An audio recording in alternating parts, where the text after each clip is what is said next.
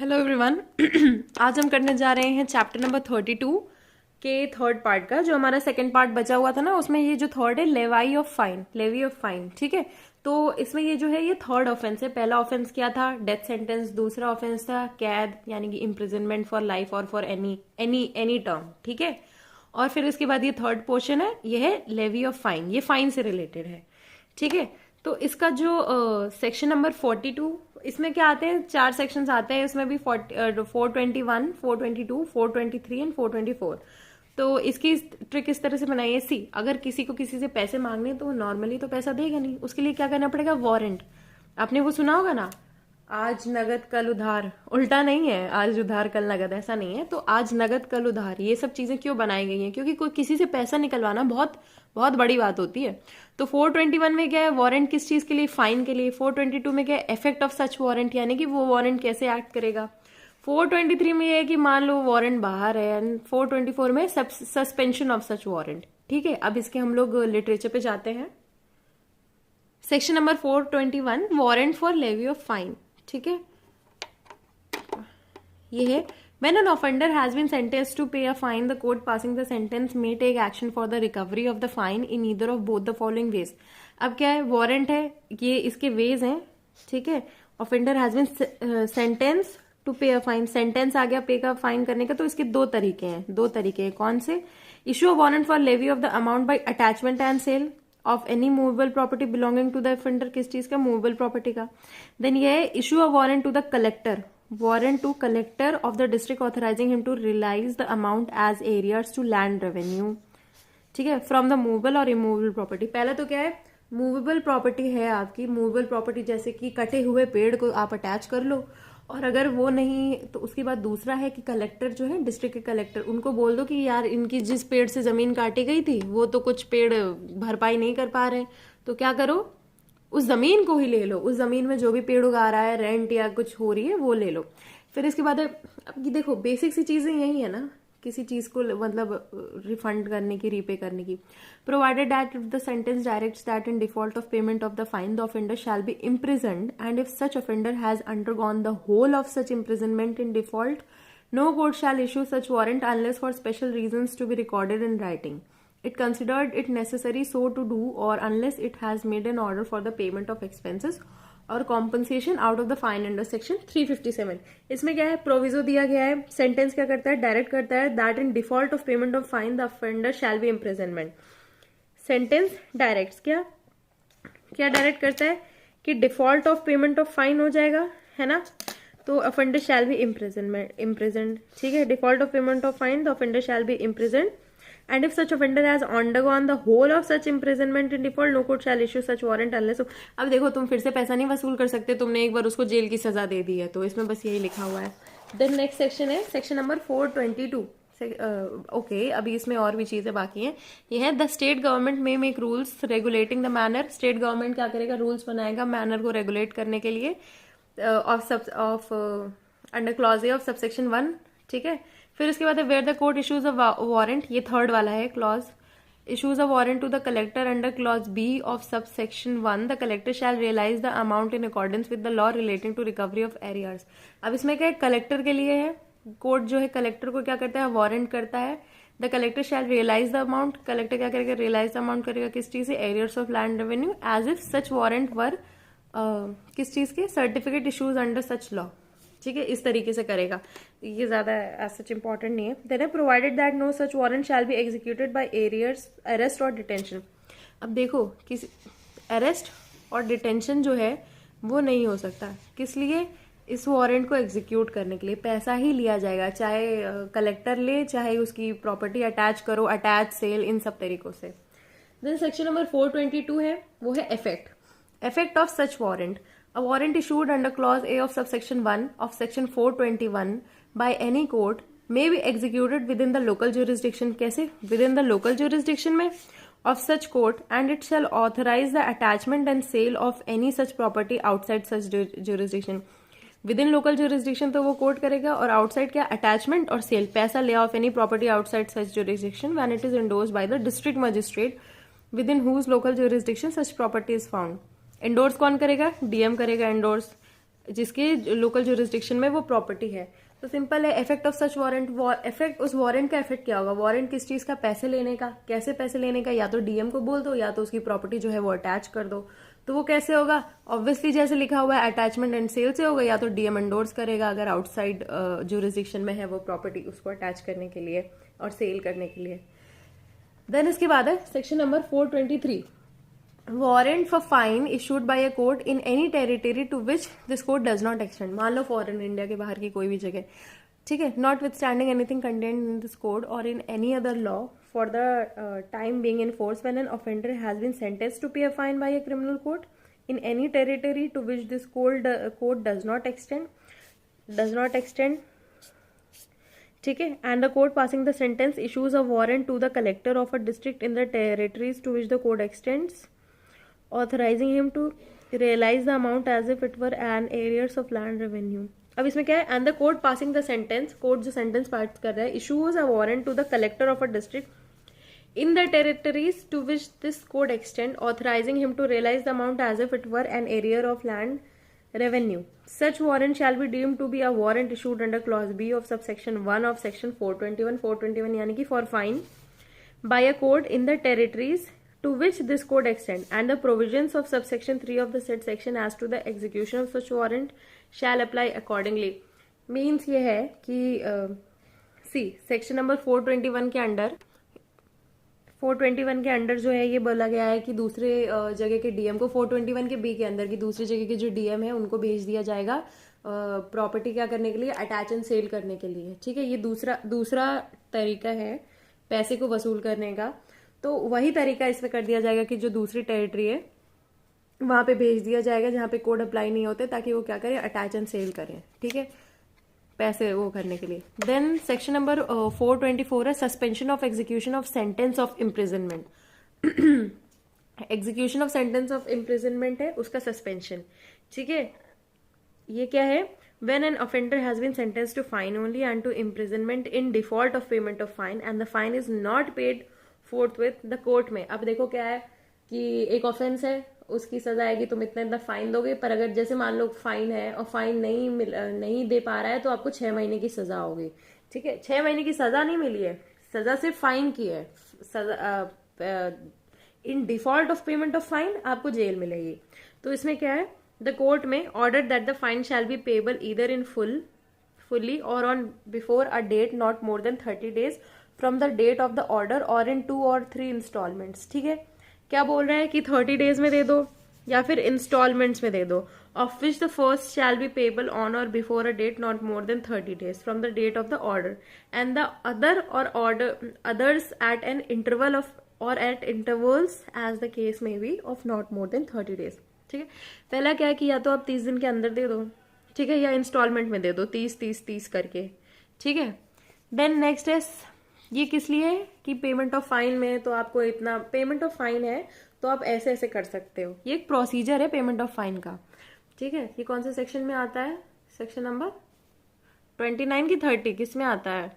अगर आपके दिमाग में 30 चल रहा था तो 30 सही आंसर होगा उसका, सी 30 एवरीथिंग इज 30, ठीक है।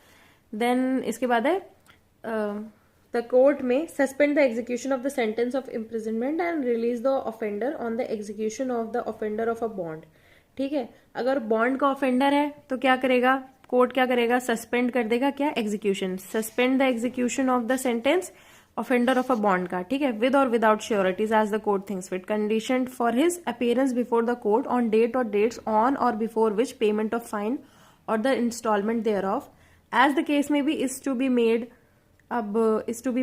and if the amount of the fine or of any installment as the case may be is not realized on or before the latest date on which it is payable under the order, the court may direct the sentence of imprisonment to be carried on। इसमें क्या है कि मान लो bond भरवाया गया है, ये जो दूसरा केस है ना ये बॉन्ड का है। पहला तो क्या है कि ठीक है नॉर्मली तुम्हें सजा मिली है, दूसरा क्या है आपको बेल मिली है। इसमें क्या मिली है आपको, सजा, इसमें क्या मिली है, बेल, ठीक है। इसमें आपको मिली है सजा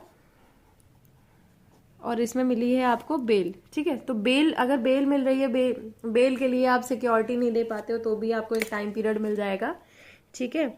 तो उसको उसका जो इम्प्रिजनमेंट है उसको सस्पेंड कर दिया जाएगा। बॉन्ड किस लिए होगा? बॉन्ड फॉर अपेयरेंस होगा। और इसके बाद अगर वो जो लास्ट डेट है उस पैसे को भरने के लिए, इसमें भी एक टाइम पीरियड दिया जाएगा कि जब तक आपको आना है, उसके बाद भी आप नहीं अगर दे पा रहे हो तो फिर एक उस टाइम पीरियड के बाद आपका जो है इम्प्रिजनमेंट हो जाएगा, इम्प्रिजनमेंट कैरी ऑन किया जाएगा। हेलो एवरीवन, आज हम करने जा रहे हैं सीआरपीसी का चैप्टर नंबर 32 का पार्ट ई, यानी कि suspension, रेमिशन and commutation of sentences. ठीक है, तो इससे पहले हम लोग कर चुके हैं सेंटेंसेस के बारे में। एक बार रिवाइज कर लेते हैं जल्दी से। हमने किया है चैप्टर नंबर 32 का ये डेथ सेंटेंसेस से रिलेटेड, देन हमने किया है इम्प्रिजनमेंट से रिलेटेड, देन हमने किया है लेवी ऑफ फाइन से रिलेटेड, देन हमने किया है जनरल प्रोविजंस रिगार्डिंग एग्जीक्यूशन। ये जनरल प्रोविजंस है, इससे पहले जो थे सारे सेंटेंसेस थे। देन आज हमको करना है इसका पार्ट ई, प्लस इसके जो एमसीक्यूज हैं वो अपलोड हो जाएंगे। तो इसका जो सेक्शन 1 है यानी कि 432, ठीक है, 431 तक जो है इससे पहले जनरल प्रोविजंस खत्म होते हैं। देन 432 पे आता है जनरल प्रोविजंस, 7 सेक्शन है, उसमें सबसे ज्यादा सेक्शन है। देन इस पे आता है सेक्शन नंबर 32, सस्पेंड और रेमिट। सस्पेंड और रेमिट सेंटेंसेस, सस्पेंड कर दो या रेमिट कर दो। सी इसकी हेडिंग में सस्पेंशन है, रेमिशन है या कम्यूटेशन है, यही 3 चीजें हो सकती हैं। तो पहला है सस्पेंड कर देना या फिर रेमिट कर देना। ठीक है, नेक्स्ट वाला है 433 कम्यूट कर देना। ठीक है, कम्यूटेशन ऑफ सेंटेंसेस। देन है 433A, restriction on powers of रेमिशन और कम्यूटेशन इन सर्टेन केसेस, यानी कि रिस्ट्रिक्शन है ऑन पावर्स, किस चीज की? रेमिशन की, कम्यूटेशन की। ठीक है, रेमिट आर एंड सी इन दोनों की जो पावर है उसको रेस्ट्रिक्ट कर देना। देन जो इसके बाद वाला है फोर्थ वाला, यानी कि सेक्शन 434। सेक्शन 434 क्या बोलता है? Concurrent power of central government in case of death sentence. किसकी? Central government. ठीक है, सेंट्रल गवर्नमेंट की जो पावर है, ये दोनों जो है ये पावर से बात कर रहे हैं। Concurrent power of central government in case of death sentences. Then section number 435 है, वो बताता है स्टेट गवर्नमेंट टू, इसमें आता है स्टेट गवर्नमेंट से रिलेटेड। ठीक है, state government to act after consultation with central government. ठीक है, state government is below central government. ये है इसका, ये जो ट्रिक्स हैं ये इस हिसाब से बताई गई हैं, क्योंकि इससे मेजरली जो बात की गई है वो पहले तो इन सबको डिफाइन कर दिया गया है। ठीक है, ये जो है ये डेफिनेशन है 1, 2, यानी कि 32 एंड 33। और फिर 33A के बाद जो है ना पावर से डील किया गया है। 33A, 34 एंड देन 35, इन सबको पावर से डील किया गया है। 3 है पावर के और 2 है डिफाइनिंग सेक्शंस। अब चलिए हम करते हैं इसका लिटरेचर पार्ट। सेक्शन नंबर 432 से स्टार्ट होता है और 435 पे खत्म होता है। हालांकि इसमें एक बीच में सेक्शन है 433A। ठीक है, तो 432 है पावर टू सस्पेंड और रेमिट सेंटेंसेस। पावर से रिलेटेड है किस चीज की? सस्पेंड और रेमिट सेंटेंसेस। सस्पेंशन, सस्पेंड कर देना, रोक देना, रेमिट कर देना, कम कर देना। ठीक है, when any person has been sentenced to punishment for an offence, the appropriate government, कौन करेगी? Appropriate government may at any time, कब? किसी भी टाइम पे, विदाउट कंडीशंस और अपॉन एनी कंडीशंस। ठीक है, which the person sentenced accepts, suspend the execution of his sentence or remit the whole or any part of the punishment to which he has been sentenced। ठीक है, इसमें appropriate government क्या है? State government. Next इसका जो clause 2 है, पहला तो देखो बताता है कि कैसे कैसे कर सकते हैं। एप्रोप्रिएट गवर्नमेंट कर सकती है, किसी भी वक्त कर सकती है, कैसे भी कर सकती है। देन इसका जो क्लॉज 2 है वो बताता है whenever an application is made, whenever क्या? An application is made to the appropriate state government, to the appropriate government क्या है? For the suspension or remission of a sentence, the appropriate government may require the preceding judge of the court before or by which the conviction was had or confirmed to state his opinion। क्या करना है? To state his opinion as to whether the application should be granted or refused। अब कौन बताएगा ये? preceding judge of the court। ठीक है, कब? एप्लीकेशन पे। together with his reasons for such opinion and also to forward with the statement of such opinion a certified copy। उसके बाद वो क्या करेगा? पहला तो बताएगा अपने reasons, फिर इसके बाद क्या करेगा? Certified copy of the record of trial of such record thereof. अब देखो कोई गवर्नमेंट किसी को कुछ दे रही है, यानी कि सस्पेंड कर रही है, रेमिट कर रही है उसका सेंटेंस, तो उसके बदले उनको कुछ चाहिए होगा। क्या चाहिए होगा? वो प्रूफ चाहिए होगा कि उसके ट्रायल कैसा हुआ था, या फिर जज का जो है वो रीजंस चाहिए होंगे। देन क्लॉज 3 आता है इसमें, if any condition on which a sentence has been suspended और रेमिटेड, कोई भी ऐसी कंडीशन जिसमें जो है उसकी सेंटेंस जो है वो सस्पेंड या रेमिट हुई है, in the opinion of appropriate government not fulfilled. अब देखो ऊपर होने वाली, ऊपर पॉजिटिव चीज है, नीचे नेगेटिव चीज है। not fulfilled, the appropriate government. Condition not fulfilled, appropriate may government may cancel the suspension. क्या हो जाएगा? Cancel the suspension, and thereupon the person in whose favor the sentence has been suspended or remitted may, if at large, be arrested by a police officer without warrant and remanded to undergo the unexpired portion of the sentence. ठीक है, क्या है? अगर fulfil नहीं होती है condition, क्योंकि condition तो लगाएंगे ही वो लोग, जरूरी नहीं है but still, the condition on which a sentence is suspended or remitted under this section may be one to be fulfilled by the person in whose favor the sentence is suspended or remitted, or one independent of his will.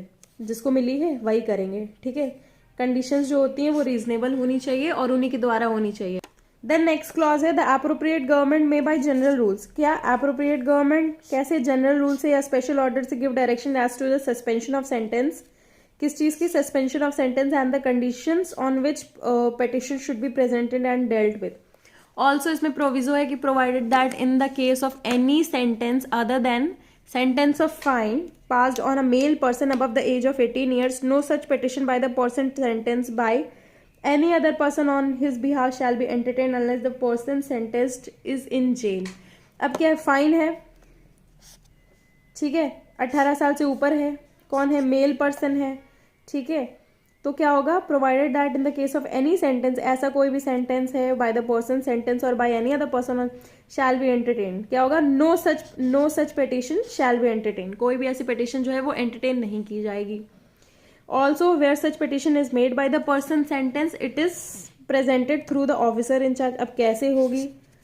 Presented petition presented through the officer in charge of the jail, या फिर where such petition is made by any other person it contains a declaration that the person sentence is in jail. Other person करेगा तो declaration होनी चाहिए. अब देखो, जो इंसान जेल में है, जो इंसान, देखो फाइन के लिए ऐसा कुछ भी नहीं है, बट जो इंसान सजा काट रहा है वो कहाँ से देगा? वो जेल से ही देगा, या फिर कोई और इंसान देगा तो वो डिक्लेयर करेगा कि वो जेल में है. बस ये चीज़ें. और कंडीशंस जब फुलफिल, पहला तो है कि कैसे करेंगे, क्लॉज 1 और क्लॉज 2 में ये है कि कैसे किया जाएगा. अप्रोप्रिएट गवर्नमेंट यानी कि स्टेट गवर्नमेंट करेगी. दूसरा है एप्लीकेशन होगी. कैसे? पहला तो क्या है कि अप्रोप्रिएट गवर्नमेंट कैसे करेगी. अप्रोप्रिएट गवर्नमेंट कैसे करेगी? कंडीशंस देके करेगी. एक बार इसको बता देते हैं. क्लॉज 1 में ये है कि अप्रोप्रिएट जो गवर्नमेंट है वो कैसे करेगी, कैसे? कंडीशन पे करेगी, ठीक है, और एनी टाइम पे करेगी, ठीक है. और फिर तीसरी चीज़ है कि वो क्या करेगी? जज से राय लेके करेगी, ठीक है. ये हो गया. फिर इसके बाद दूसरा, इंसान को क्या करना पड़ेगा? पर्सन जो है कंडीशन फॉलो करनी पड़ेगी, ठीक है. और बताना होगा कि पिटिशन डालनी होगी जेल से, ठीक है. बस यही इंपॉर्टेंट चीजें और कुछ नहीं है. Next clause 7, in this section and in section 433 the expression appropriate government means. अब एप्रोप्रिएट गवर्नमेंट क्या होती है?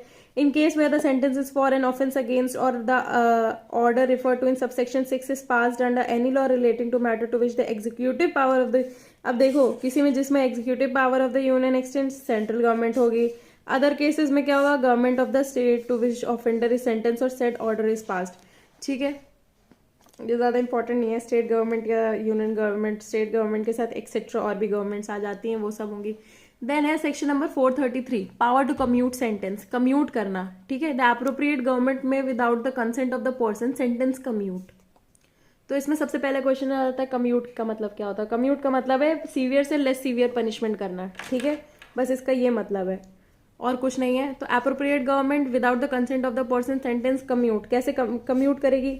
डेथ सेंटेंस को, अ sentence of death for any other punishment provided by the IPC. Death sentence से कोई और पनिशमेंट कर देगी.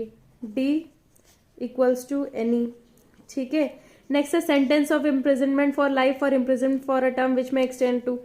LI का इज इक्वल्स टू 14 साल, ठीक है. 14, ये भी LI लग रहा है, ये भी LI ही लग रहा है एक तरह से. देन नेक्स्ट है sentence of rigorous imprisonment for a simple imprisonment, ठीक है. RI is equals to SI, ठीक है. A sentence of simple imprisonment for a time, SI is equals to fine, ठीक है. अब इसको एक फॉर्मूला में रख देते हैं. डेथ LI 14 RI SI, ठीक है.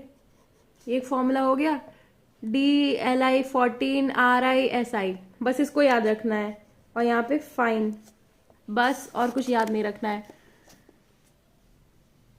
नेक्स्ट आता है section number 433A। Section number 433A बात करता है restriction on powers of रेमिशन of commutation in certain cases. ठीक है, क्या है? रिस्ट्रिक्शन की बात करता है। रिस्ट्रिक्शन किस चीज की? Restriction powers. पावर्स कौन सी पावर्स? कम्यूटेशन और रिमिशन के लिए, R and C के लिए, इन सर्टेन केसेस। अब ऐसा क्यों है, पहले ये जानते हैं। Notwithstanding anything contained in section 432 में कम्यूटेशन है, where a sentence of imprisonment for life is imposed on conviction of a person for an offence for which death is one of the punishment provided by laws.